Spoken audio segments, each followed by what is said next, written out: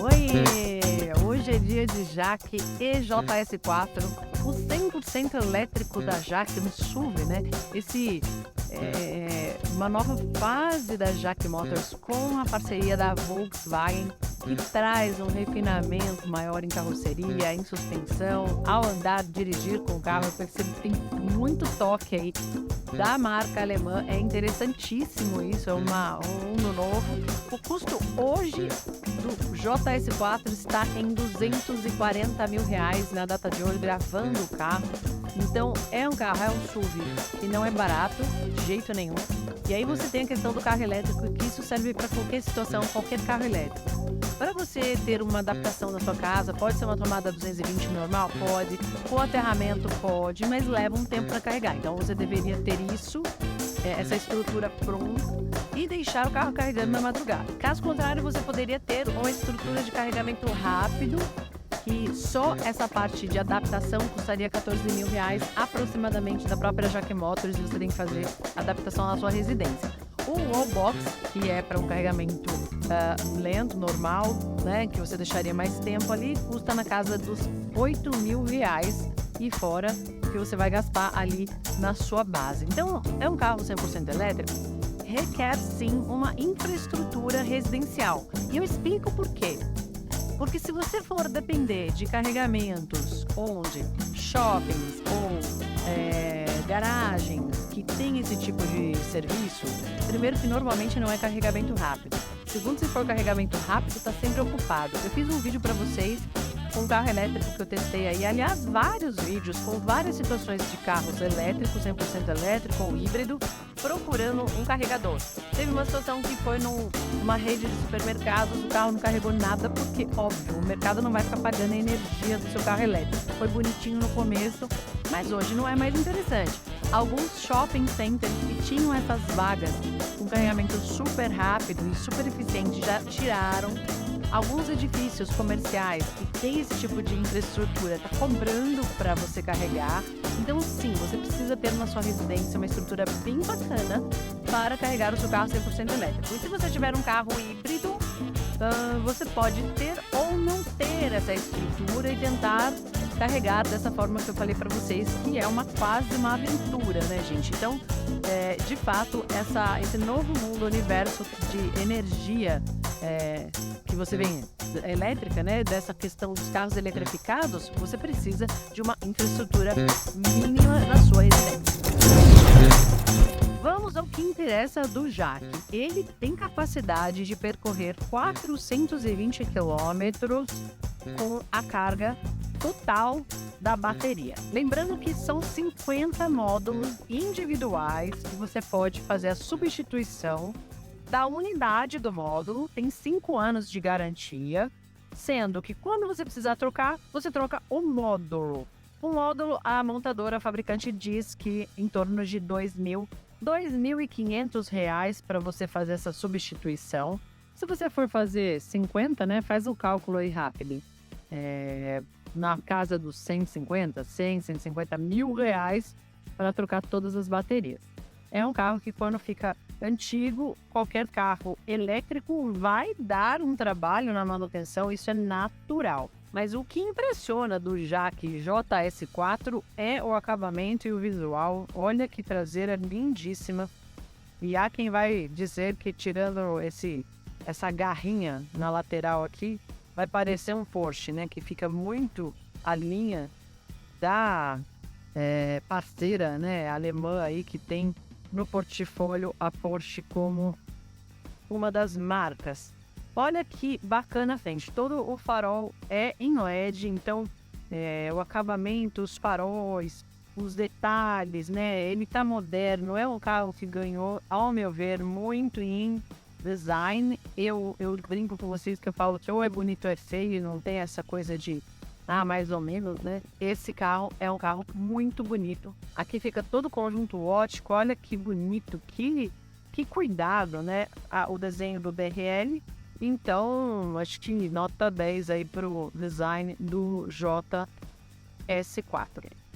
No interior, partida no botão, a gente tem o P que tá aqui parado o carro, a gente tem só 3 modos, né? Ou ele tá na ré, ou ele tá em neutro, ou ele está em drive. Neutro, vamos clicar de novo o pé. O carro tá ligado, mas não tem nenhum ruído, a gente não escuta nada. Por quê? Porque é um carro elétrico. A bateria eu já usei um pouquinho, tem aí autonomia de 323 km ainda. Um painel bem interativo, que ó, tem um movimento leve, não sei se vocês percebem essa esfera girando, muito bonito, toda a parte tecnológica não fica atrás, não fica a desejar. E aqui a gente tem um volante multifuncional. Eu achei assim, o diâmetro do volante grande, não tem nada de errado com ele, mas grande. Eu teria de repente uma base um pouquinho mais reta aqui, para ficar mais bonitinho, mais esportivo. Ele tem todas as funções e configurações que a gente precisa. Não tem o pedal shift atrás. Por quê? Porque o câmbio é um câmbio de D e R, né? Drive ou rear, traseira. Então, você não tem troca de marcha. Quando você fala num carro elétrico, você não tem aquela brincadeira de trocar as marchas. Ou você está em drive ou você está em R. Aqui, a central multimídia é bastante intuitiva. O touch funciona bem e é bastante rápido. Calma que eu vou voltar ali para mostrar para vocês. Tá vendo, ó? Cliquei uma vez, você vê como vai rapidinho. Gostei dos gráficos, é um gráfico moderno. Eu conectei meu celular via Bluetooth pro Apple CarPlay ou Android Auto, eu preciso do cabo. Então eu acho que isso deveria já vir sem a necessidade do cabo, mas eu preciso conectar via cabo. Aqui todo o painel de auxílio, então eu tenho os botões rápidos, por exemplo, o Car, Link e o Set, que leva para a central multimídia, que está dentro desse painel abaixo. Mode, eu consigo fazer as trocas do ar-condicionado. Olha que legal o fluxo do ar-condicionado, ele vai mostrando para mim na tela. De novo, uma tela muito bonita, visualmente agradável, de bom toque, rápido, e eu consigo deixá-la apagada se eu precisar. Então, nota 10 para essa central multimídia. Aqui a gente tem um USB, uma tomadinha 12 volts e um apoio, né, de um porta-objetos que não é o carregador por indução do celular, então ele não tem essa função aqui. O câmbio mostrei para vocês, né, então por essa esfera a gente faz as trocas, deixa em N e P. Aqui a gente tem o freio de mão elétrico com auto-hold, 2 porta-copos, um apoio de braço que tem um porta-objetos bem profundo, que cabe bastante coisa, é bem legal. O acabamento do banco impressiona na qualidade, no desenho, na estrutura, abraça bem. A gente tem um apoio de lombar, que para mulher é super importante isso. Ali tem uma folha que caiu da minha residência, deixa eu tirar, que acabou sujando o banco. Enfim, é um banco que tem um bom apoio, um bom visual, uma ergonomia muito interessante. Uns detalhes, né, que segue aqui um dourado, segue também a porta ali, um filete dourado, também na maçaneta. E você tem dos dois lados aqui é um soft touch, aqui já é o plástico, todos os comandos do vidro e a linha dourada que segue a costura, também imitando aqui. Ó, aqui já tem um acabamento em couro bem bonito, com uma costura dourada, e aqui o plástico. Aqui segue esse acabamento mais fofinho, né? Esse couro com a costura. Bem, se olhar o acabamento do Jaque, ele é bacana, é um carro que não fica a desejar em nada, e nós temos a sorte ainda de ter um teto panorâmico. O dia, milagrosamente, está ensolarado aqui em São Paulo, choveu muito a semana toda. E o teto panorâmico, com apenas um toque, né? Eu consigo fechar, por exemplo, a rede. Já está vindo, olha. Toquei aqui, a redinha veio completa. E assim funciona, não só com a redinha, mas também com o vidro. Um toque apenas, ou abre ou fecha. Para abrir ele vai até a metade, aí eu tenho que dar o segundo toque. Enfim, é um carro bastante agradável no interior, de um bom acabamento que chega a impressionar para quem já conhecia o Jaque, né, antes dessa nova geração e essa parceria com a Volkswagen. Antes de ir para o banco traseiro, ó, a chave que você consegue abrir as portas e tem um alarmezinho, mas não abre, por exemplo, o porta-malas. Aqui nós temos o controle elétrico dos bancos e falta, tá vendo? Achei um defeitinho aqui. Falta aquela travinha que a gente gosta do tapete, né, que trava o tapete do motorista, o tapete não andar.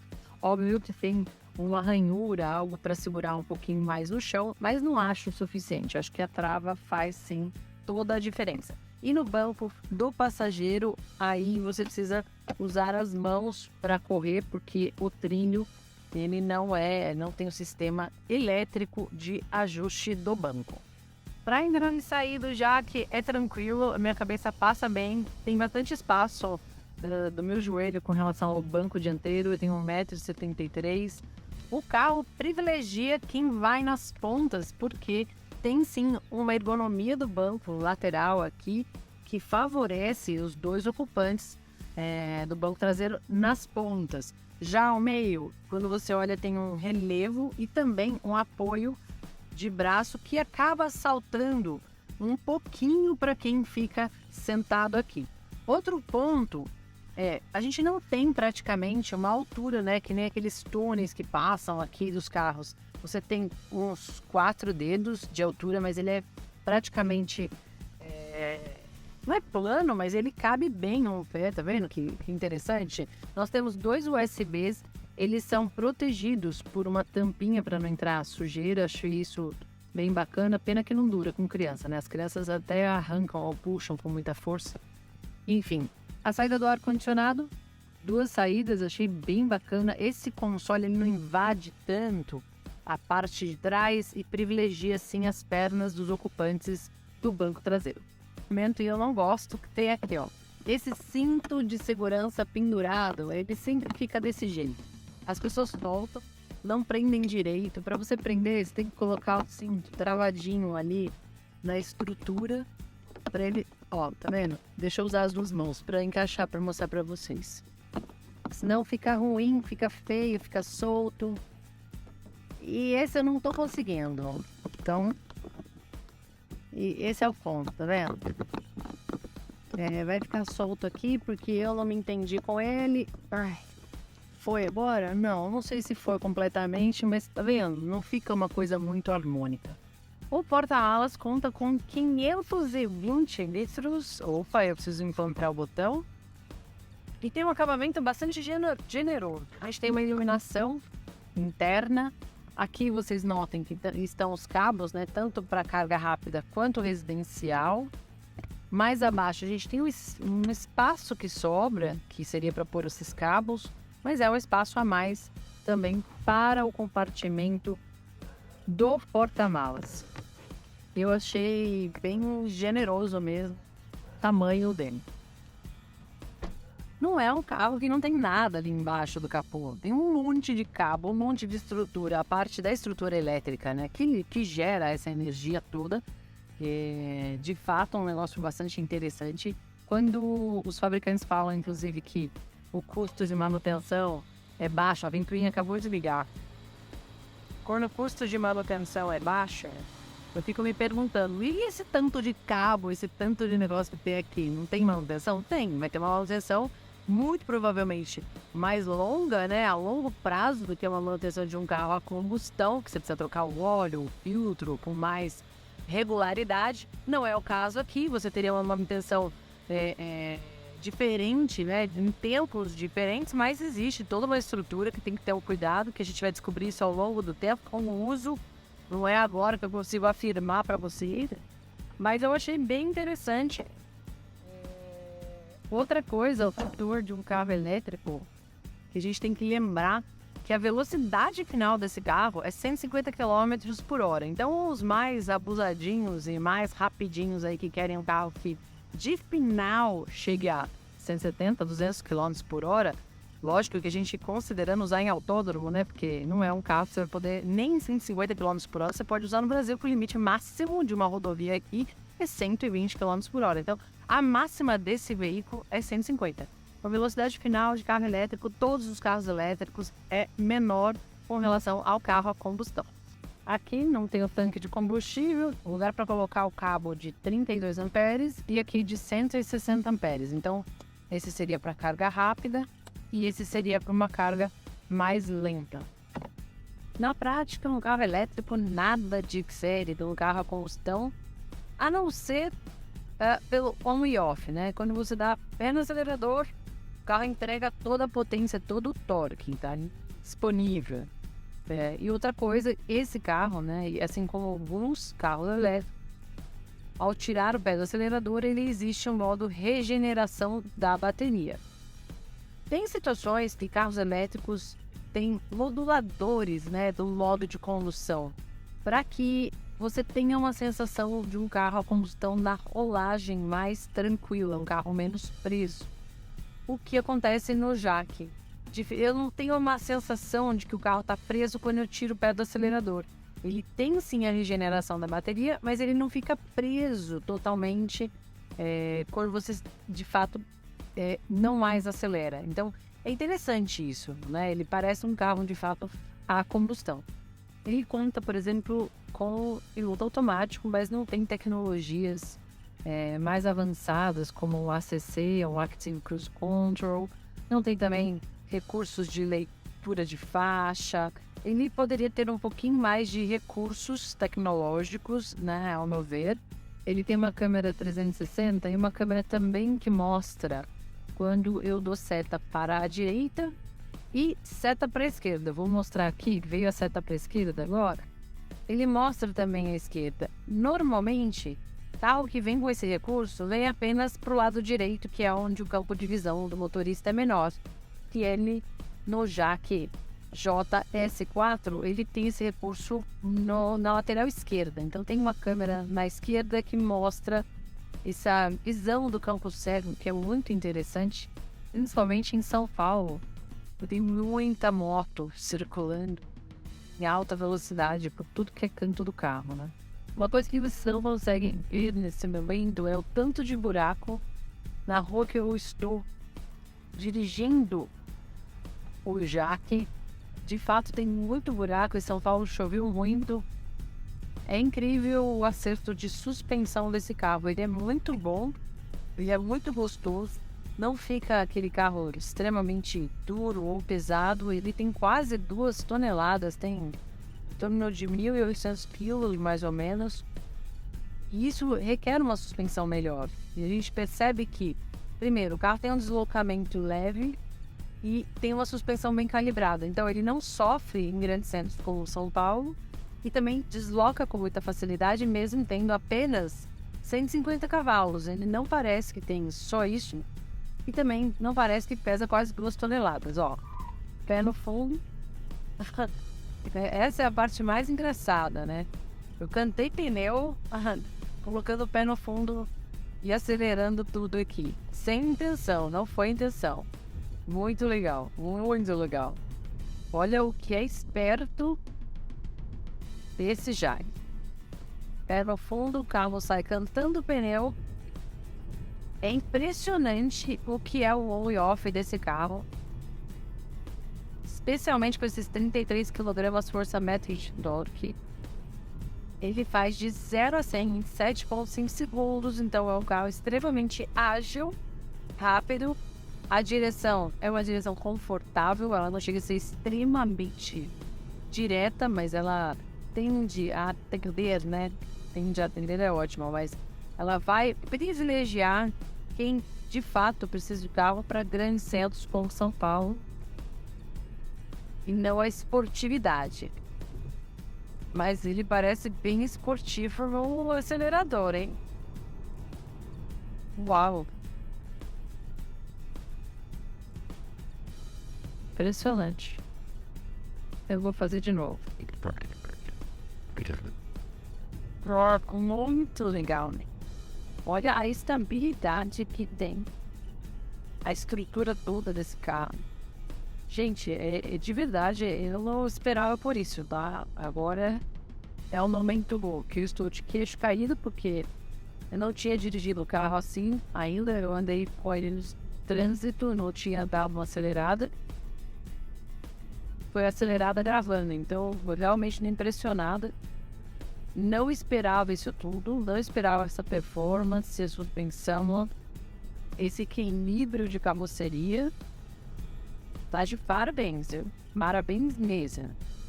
Agora tem um ponto. Quanto mais eu piso no acelerador, mais a minha autonomia aqui na bateria despenca. Então, nada diferente de um carro a combustão. Quanto mais você pisar, e mais o carro vai gastar. Olha, e da hora. Boa, garoto. Vamos às vacas frias do EJS4. Lembrem-se que é E porque é 100% elétrico, já que S4 é sensacional, hein? Que carro legal. Eu achei, assim, surpreendente o comportamento do carro, a suspensão, a direção, posição de guiar, tudo que sempre me agrada num carro de modo geral. A pegada dele, ele sai rápido, ele tem um apetite muito bom de saída, que eu acho isso extremamente importante. Óbvio que um carro elétrico tem isso já como um ponto positivo, mas entre os carros elétricos ele ainda se destaca nisso, eu achei fantástico. Uma coisa que eu acho um pênalti é não temos grandes assistências, né, de condução, por exemplo, o ACC, tecnologias mais refinadas. Por exemplo, leitor e correção de faixa. Então a gente não tem aquele ajuste fino de tecnologias que já são atuais e o carro custa R$240 mil. Então merecia ter esse tipo de tecnologia. Mas é um SUV elétrico, 100% elétrico, bastante interessante. Ele tem vários bons recursos do SUV, né? Então, o tamanho, o comportamento, o acabamento. A carroceria ganhou muito com essa joint venture da Volks. Acho que a carroceria é uma coisa que chama atenção, a melhora que se deu em estrutura também. Nós falamos a questão das baterias, são 50 módulos, dá para fazer a manutenção, trocar uma bateria, dá, mas quando tiver que fazer mesmo, gente, não vai ficar barato. Não existe de carro elétrico nenhum no planeta vai ficar barato, tá? Não esperem isso de um carro 100% elétrico. Outro ponto é a infraestrutura que nós, de fato, precisamos para carros assim e no Brasil não temos. Então, talvez seja o segundo carro familiar, ou se for o primeiro, precisa ser tomado várias medidas de segurança antes de uma viagem muito longa, sem postos, né? Sem postos de recarga. Outra vantagem que ele tem a carga ultra rápida e carga normal. Então você pode sim carregar em 160 amperes, que vai ser uma carga rápida, vai ser interessante, mais rápida. Tem várias vantagens desse carro. Aí é só a questão da credibilidade, das pessoas confiarem em conhecer, né? Fazer um test drive, conhecer e entender um pouco mais desse produto que se tornou essa combinação entre Jaque e Volks. Gente, foi muito legal esses dias com o Jaque EJS4. Espero que vocês tenham gostado da avaliação. Se gostou, dedo no like, sem preguiça. Se inscreve no Michele J. Me segue lá no Instagram, michelej.73. Te espero por lá também. Um beijo, vou ficando por aqui. Beijos, até a próxima. Fui!